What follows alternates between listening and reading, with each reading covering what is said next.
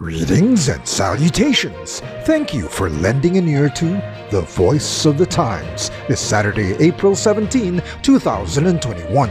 For today's editorial, it's time for a special session on COVID relief. The latest tranche of cash assistance to households under strain due to intensified quarantine measures has left most of the public frustrated, if not completely exasperated, at the lack of support to those who need it most. Loud calls have been raised for Congress to create and enact a Biennium 3 bill. It would be the third such bill authorizing an expanded government response, including direct financial assistance to distressed families and businesses. But it seems it will require the intervention of President Duterte to prod the legislature to action. A special session is required because the Biennium 3 bill, or whatever it will eventually be named, is essentially an appropriations bill.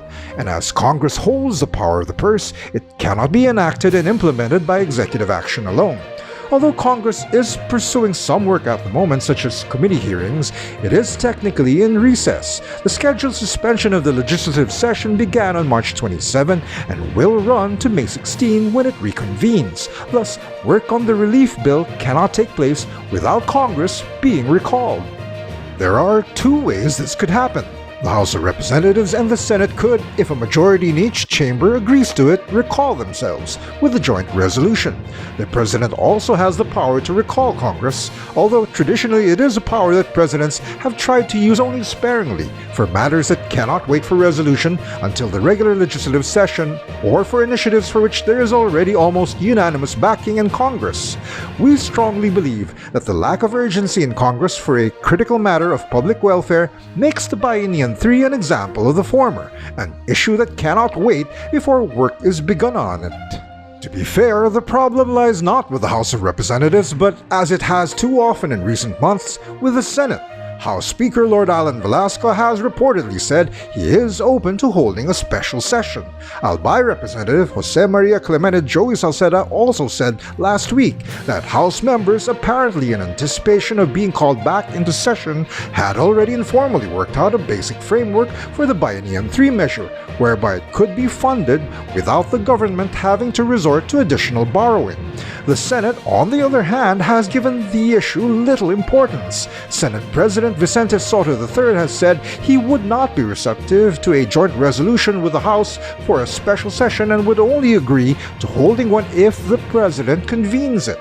Soto has held to this position despite giving the concept of legislative recess no more than a wink and a nod. The entire Senate has convened as a committee of the whole to second-guess the administration's moves to resolve pork supply and price problems, a pointless exercise that, if it results in any action on the Senate's part, will have no benefit whatsoever to Filipino consumers. We must ask why, if the entire Senate can display a sense of urgency to address a matter that only potentially impacts a rather narrow set of special interests, can it not apply that same sense of urgency to a matter that unavoidably applies to all 100 million plus Filipinos? Given that the Senate has already demonstrated what it considers important, we can only assume the answer to the above question, if coming from that body, will be deeply unsatisfactory. Therefore, the only solution is for President Duterte to exercise his constitutional prerogative and call Congress to a special session. Doing so would give the administration, which has expressed concern about its financial resources, a better position from which to guide the legislature on what is practical and what is not. It will also demonstrate to the country that the government, even if it does not always make decisions that are popular with everyone, at least it has its priorities in the right place. A welcome message that would certainly contribute to public acceptance of whatever measures the Biennium 3 bill might eventually provide. And that's the editorial for Saturday, April 17, 2021.